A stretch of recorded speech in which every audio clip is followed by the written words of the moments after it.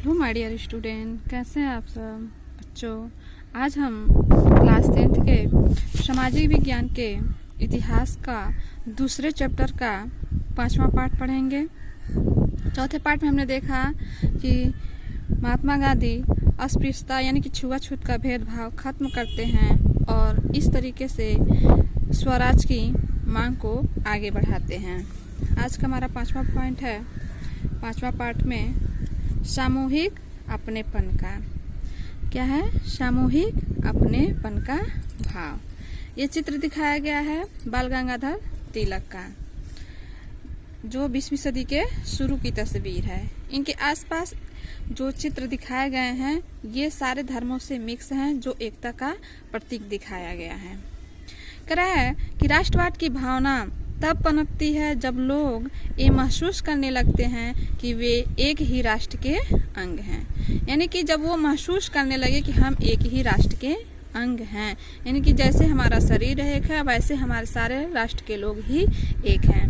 जब एक दूसरे को एकता के सूत्र में बांधने वाली कोई साझा बात ढूंढ लेते हैं, लेकिन राष्ट्र लोगों के मस्तिष्क में यथार्थ का रूप कैसे लेता है और विभिन्न समुदाय, क्षेत्र या भाषाओं के संबंध में अलग अलग समूहों ने सामूहिक अपने भाव का भाव कैसे विकसित हुआ, यह आइए देखते हैं।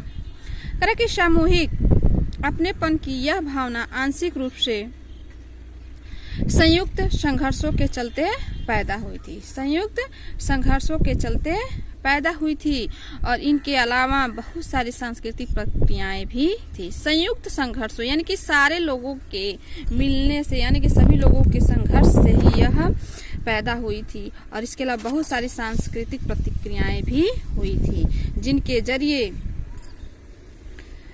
जरिए राष्ट्रवाद लोगों की कल्पना और दिमाग पर छा गया।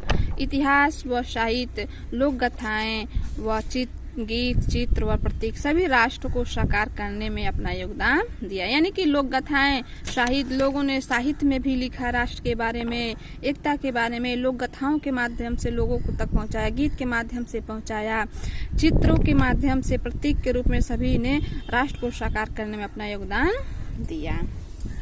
फिर आगे क्या कह रहा है? कह रहा है कि जैसा कि आप जानते हैं कि राष्ट्र की पहचान सबसे ज्यादा किसी तस्वीर में अंकित है। इसमें लोगों को एक ऐसे छवि गढ़ने में मदद मिलती है, जैसे कि अध्याय 1 में एक छवि के माध्यम से लोगों को दिखाया गया था, और इसमें भी लोगों के माध्यम से दिखाया गया है, छवि के माध्यम से, कि कैसे लोग एक राष्ट्र को पहचान देने के लिए एक औरत का स्वरूप बनाते हैं, जिसके जरिए राष्ट्र को पहचान मिलती है।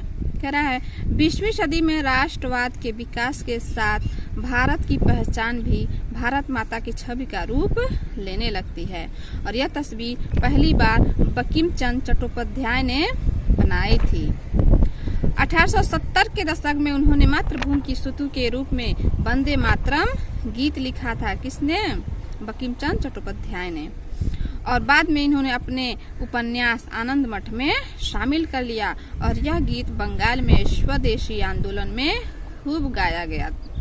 स्वदेशी आंदोलनों की प्रेरणा से अवनींद्रनाथ टैगोर ने भारत माता की विख्यात छवि को चित्रित किया, और इस पेंटिंग में भारत माता को एक सन्यासिनी के रूप में दर्शाया गया है। जो चित्र आपके रूप में दिखाया गया है, यही अवनींद्रनाथ टैगोर ने बनाया था 1905 में। एक सन्यासिनी के माध्यम से यह चित्र दिखाया गया है। वह शांत, गंभीर, दैवी और आध्यात्मिक गुणों से युक्त दिखाई देती हैं। आगे चल करके जब इस छवि को बड़े पैमाने पर तस्वीरों में उतारा जाने लगा, तो विभिन्न कलाकार यह तस्वीर बनाने लगे, तो भारत माता की छवि विभिन्न रूप ग्रहण करने लगी। यानी कि जैसे जैसे लोग बनाने लगे, धीरे धीरे उसमें विभिन्न प्रकार के रूप का भी वो उन्होंने प्रतीक सामने कर दिया, और इस मात्र छवि के प्रति श्रद्धा को राष्ट्रवाद में आस्था का प्रतीक माना जाने लगा। यानी कि इसी मात्र छवि को हम राष्ट्र के प्रति राष्ट्रवाद का प्रतीक माने जाने लगे। राष्ट्रवाद का विचार भारतीय लोक गाथाओं को पुनर्जीवित करने के आंदोलन में भी मजबूत हुआ। 19वीं सदी के आखिर में राष्ट्रवादियों ने भाटों व चाड़ों द्वारा गाई सुनाई जाने वाली लोक गाथाओं को दर्ज करना शुरू कर दिया। वे लोकगीतों व जनश्रुतियों को इकट्ठा करने के लिए गांव-गांव घूमने लगे।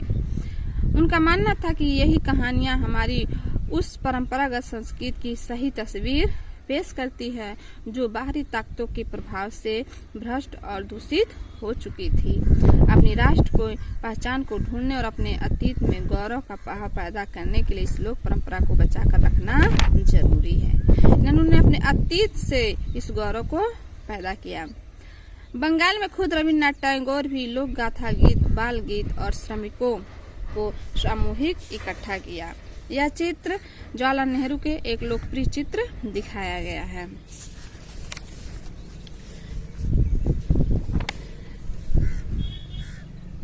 फिर कह रहा है उन्होंने लोक परंपराओं को पुनर्जीवित करने वाले आंदोलनों का नेतृत्व किया। मद्रास में नटेशा शास्त्री ने द फोक फोकलोर्स ऑफ सदर इंडिया के नाम से तमिल लोक गाथाओं का विशाल संकलन 4 खंडों में प्रकाशित किया। उनका मानना था कि लोक कथाएं राष्ट्रीय साहित्य दोषी कहाँ चला गया उनका राष्ट्रीय साहित्य होती तो यह लोगों के असली विचारों और विशिष्टताओं की सबसे विश्वसनीय अभिव्यक्ति थी। इनकी जो लोक गाथाएं राष्ट्रीय साहित्य होती तो यह लोगों के असली विचारों और विशिष्टताओं की सबसे विश्वसनीय अभिव्यक्ति होती। और फिर जैसे जैसे राष्ट्रीय आंदोलन आगे बढ़ा, राष्ट्रवादी नेता लोगों को एकजुट करने और उनमें राष्ट्रवाद की भावना भरने के लिए तरह तरह के चिन्हों और प्रतीकों के बारे में ज्यादा जागरूक होते गए।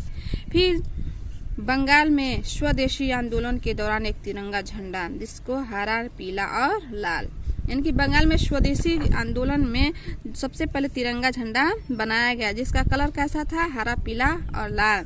और इसमें ब्रिटिश भारत के 8 प्रांतों का प्रतिनिधित्व करते कमल के 8 फूल और हिंदुओं मुसलमानों का प्रतिनिधित्व करता एक अर्धचंद्र दर्शाया गया है।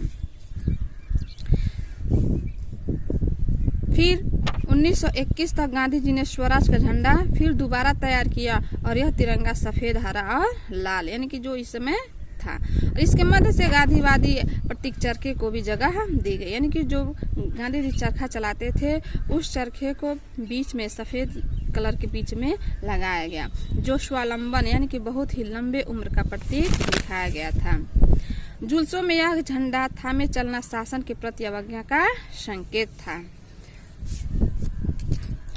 इतिहास की पुनर्व्याख्या राष्ट्रवाद की भावना पैदा करने का एक और साधन था और 19वीं सदी के अंत तक आते आके बहुत सारे भारतीय यह महसूस करने लगे थे कि राष्ट्र के प्रति गर्व का भाव जगाने के लिए भारतीय इतिहास को अलग ढंग से पढ़ाया जाना चाहिए। इनकी जो राष्ट्र के प्रति गर्व का भाव है वो हमारे जो इतिहास है उसे अलग अंदाज से और अलग ढंग से पढ़ाना चाहिए ताकि लोगों के अंदर वह भाव उत्पन्न हो सके। और अंग्रेजों की नज़र में भारतीय पिछड़े हुए आदिम लोग थे जो अपना शासन खुद नहीं संभाल सकते थे और इसके जवाब में भारत के लोग अपनी महान उपलब्धियों की खोज में अतीत की ओर देखने लगे, यानी कि जो उनकी महान उपलब्धि थी वो अपने बीते हुए समय में जाकर के देखने लगे, ढूंढने लगे। उन्होंने उस गौरवमयी प्राचीन युग के बारे में लिखना शुरू कर दिया और जब कला और वास्तुशिल्प, विज्ञान और गणित, धर्म और संस्कृत, कानून और दर्शन, हस्तकला और व्यापार फल फूल रहे थे तो उनका कहना था कि इस महान युग के बाद पतन का समय आया और भारत को गुलाम बना दिया। इस राष्ट्रवादी इतिहास में पाठकों को अतीत में भारत की महानता और उपलब्धियों पर गर्व करने और ब्रिटिश शासन के तहत दुर्दशा से मुक्ति के लिए संघर्ष का मार्ग अपनाने का आह्वान किया, यानी कि अपने महान उपलब्धियों को प्राप्त करने के लिए और ब्रिटिश के तहत जो दुर्दशा उन्होंने भोगा था उसे मुक्ति पाने के लिए उन्होंने संघर्ष का मार्ग अपनाने का आह्वान किया, यानी कि लोगों को बुलाया और इसी तरह से लोगों को एकजुट करने की कोशिश करने की समस्याएं थी। और जिस अतीत का गौरवमान किया जा रहा था वह हिंदुओं का अतीत ही था। यहाँ पे ये चित्र भी दिखाया गया है जो भारत माता की छवि है और यह छवि रविन्द्रनाथ टैगोर द्वारा चित्रित किया गया है। और फिर धीरे धीरे इन छवियों का सहारा लिया जा रहा था और वे हिंदू प्रतीक थे और इसलिए अन्य समुदायों के लोग अलग अलग थलसेन समूह में शामिल होने लगे। अतः अंग्रेज सरकार ने खिलाफ बढ़ता गुस्सा और विभिन्न भारतीय समूहों और वर्गों को स्वतंत्रता के साझा संघर्ष से खींच रहा था। और फिर महात्मा गांधी के नेतृत्व में कांग्रेस ने लोगों के असंतोष और परेशानियों को स्वतंत्रता के संगठित आंदोलन में समाहित करने का प्रयास किया। फिर उन्होंने आंदोलन के जरिए पूरे देश को एकता के सूत्र में पिरोने का प्रयास किया और फिर धीरे धीरे पूरे देश को आंतरिक टकराव के चरण में आ जाते हैं और फिर धीरे धीरे वह अपने देश को मुक्ति की चाह रखने पे भारी आवाज का पुंज करने लगते हैं। यह चित्र दिखाया गया है भारत छोड़ो आंदोलन के दौरान बम्बई में है, जिसमें औरतें जुलूस में लेकर के निकलती हैं और अपने भारत छोड़ो आंदोलन यानी कि अंग्रेजों को कहते हैं कि भारत छोड़ दो, भारत छोड़ दो। तो इस तरीके से यह दृश्य दिखाया गया है। हमारा टॉप दूसरा इतिहास का दूसरा पार्ट समाप्त होता है। इसके साथ आपको नोट्स भी भेज दिया जाएगा। अच्छे से नोट्स को तैयार करिएगा, इसमें जो इम्पोर्टेंट चीज़ है उसे भी नोट करिएगा और ध्यान से पढ़िएगा। बच्चों इस लॉकडाउन का अच्छे से पालन करिएगा और इसको अच्छे से नोट्स बनाकर इसको तैयार करिएगा। धन्यवाद।